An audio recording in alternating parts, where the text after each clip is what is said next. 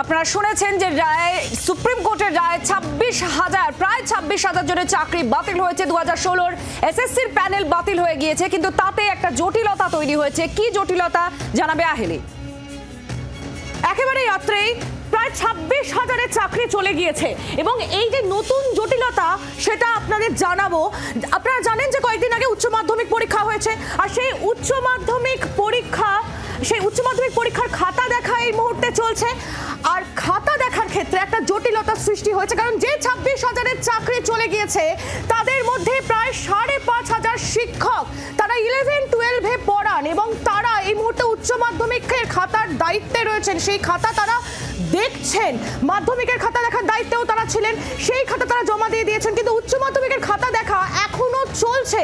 এই 5,500 জনের চাকরি চলে গিয়েছে, কিন্তু যদি তারা খাতা দেখতে না পারেন তাহলে একটা জটিলতা সৃষ্টি হচ্ছে, কারণ উচ্চ মাধ্যমিকের এই যে খাতা দেখা সেটার কি হবে এবং তার সঙ্গে সঙ্গেই রেজাল্ট বেরোনো সেটাও কিন্তু একটা অনিশ্চয়তা, সব মিলিয়ে একটা জটিলতা সৃষ্টি হয়েছে।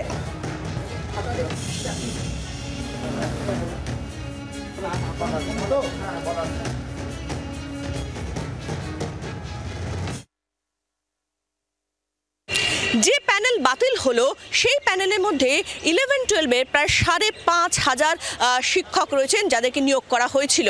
এখন এই 5,500-এর মধ্যে কেউ খাতা দেখার সঙ্গে যুক্ত আছেন কি না সেটা উচ্চ মাধ্যমিক শিক্ষা সংসদের কাছে এখনও স্পষ্ট নয়। তবে নির্দিষ্ট সূত্র বলছে যে এই 5,500-এর মধ্যে একজনও এই খাতা দেখার কাজে যুক্ত নেই, তেমনটা কিন্তু বলা যায় না।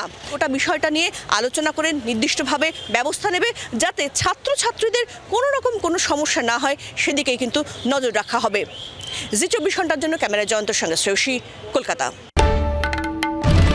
বাংলার আওয়াজ, বাঙালির আবেগ, জি24 ঘন্টা।